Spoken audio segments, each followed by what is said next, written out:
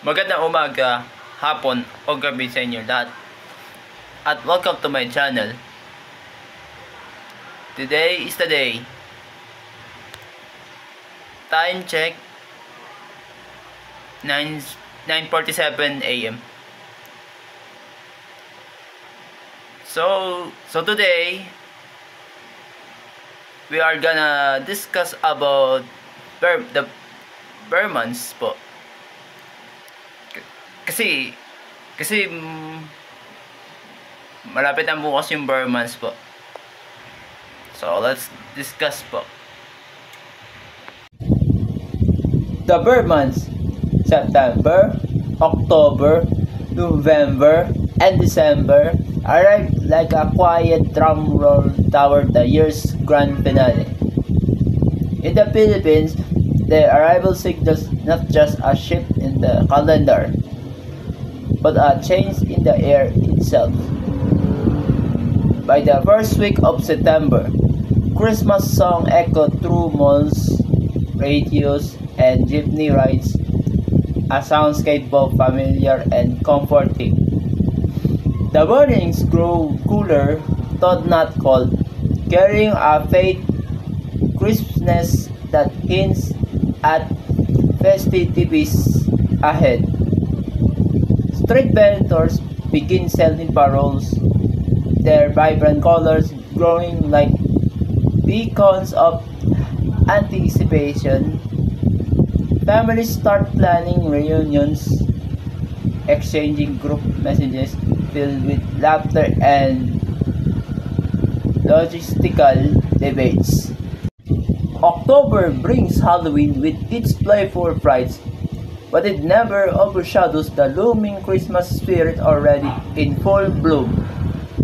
Market stalls overflow with decor, tinsel, lights, and Santa figurines smiling from behind plastic wrap. By November, the air smells of bibingka and puto bumbum, their sweet steam curling upward from roadside stalls.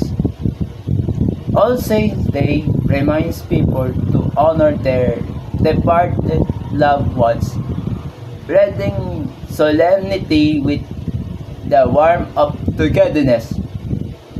Traffic worsens, but even this chaos feels charged with a certain joy, as if everyone is hurrying toward celebration.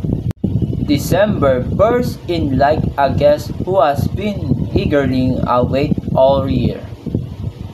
The nights shimmer with fairy lights strewn across streets and houses, transforming neighborhoods into glowing postcards. Simbang Gabi begins, drawing both the devout and the curious to bring down masses. Gift lists grow longer as shopping centers stay open later, bustling with last-minute searches. Children count the days to Christmas Eve, their excitement as bright as the light on the tree. Midnight brings feasts, lechon, pancit, fruit salad, shared by relatives who may not have seen each other for months.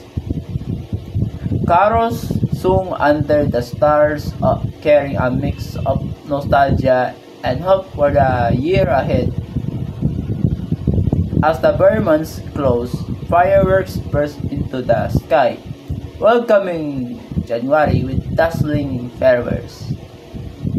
And when the echoes fade, everyone knows the cycle will begin again, just as joyfully when September returns. Don't forget to like and subscribe with bell notification para update sa mga videos ko. Stay safe, stay strong, goodbye, and God bless.